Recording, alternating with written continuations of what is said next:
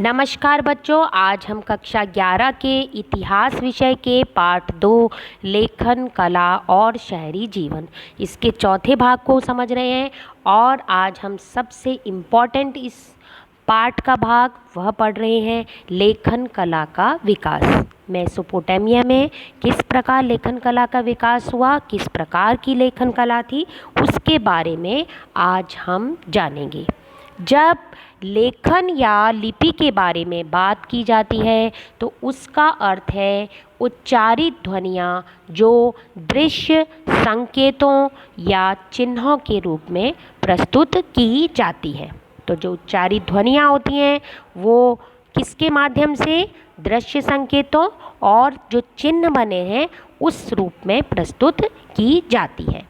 Mesopotamia में जो पट्टिकाएं पाई गई हैं वे लगभग 3200 ईसा पूर्व की हैं। उनमें चित्र जैसे चिन्ह और संख्याएं दी गई हैं। तो इस प्रकार जो पट्टिकाएं वहाँ मिली हैं उनमें चित्र बने हैं और कुछ संख्याएं जैसे बनी हुई ऐसे संकेत मिलते हैं।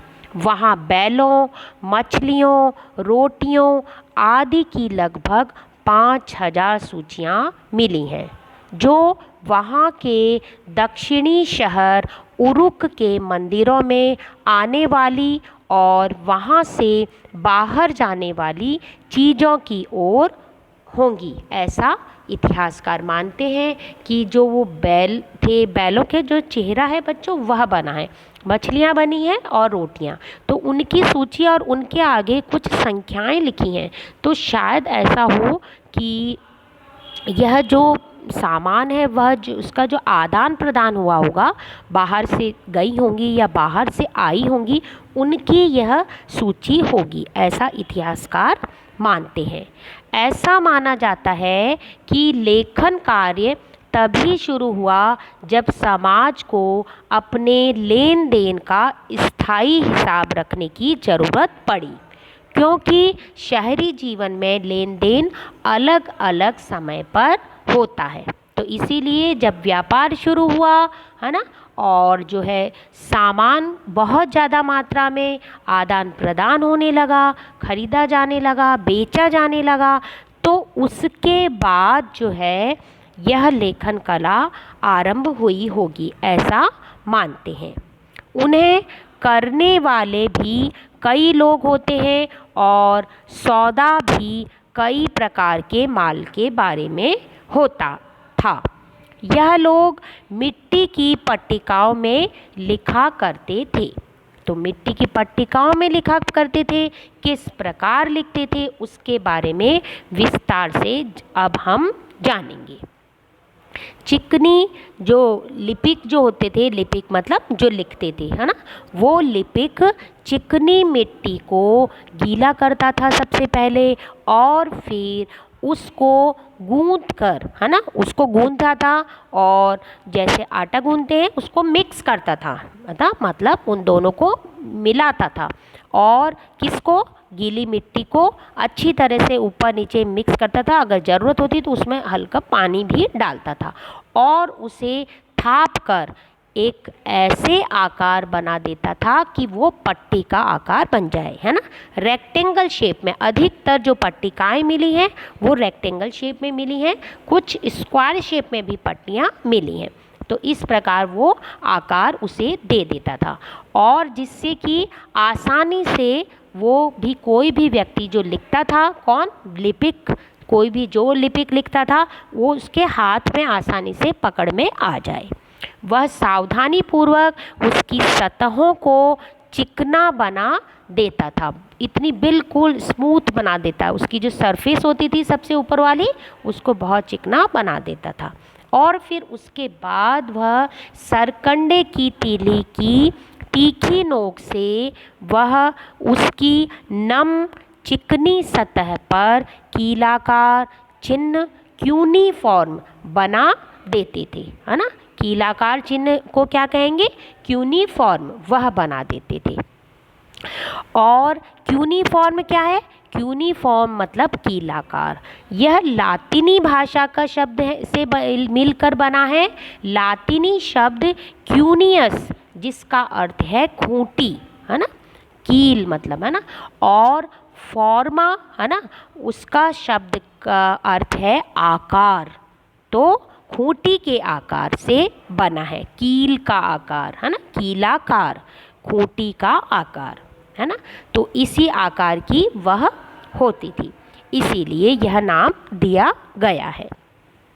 जब ये पट्टिकाएँ धूप में सूख जाती थीं तो पक्की हो जाती थीं और वे मिट्टी के बर्तनों जैसी मजबूत हो जाती थी, मतलब टूटती नहीं थी। जैसे मिट्टी के बर्तन ऐसे आसानी से, जैसे हम उठाएंगे एकदम से टूटते नहीं हैं, बहुत ज़्यादा जब हम नीचे गिराएंगे हमारे हाथ से गिर जाएंगे तभी वे टूटेंगे, तो वैसी ही ये पट्टिकाएँ मजबूत हो जाती थी मिट्टी के बर्तनों की तरह।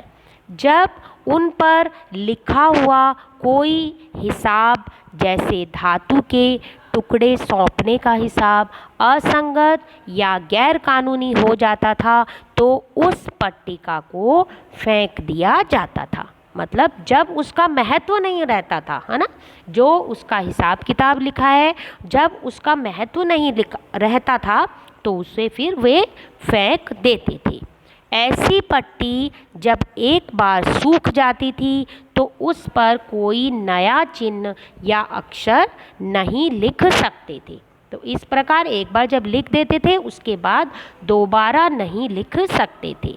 इस प्रकार प्रत्येक सौदे के लिए, चाहे वह कितना ही छोटा हो, एक अलग पट्टिका की ज़रूरत होती थी।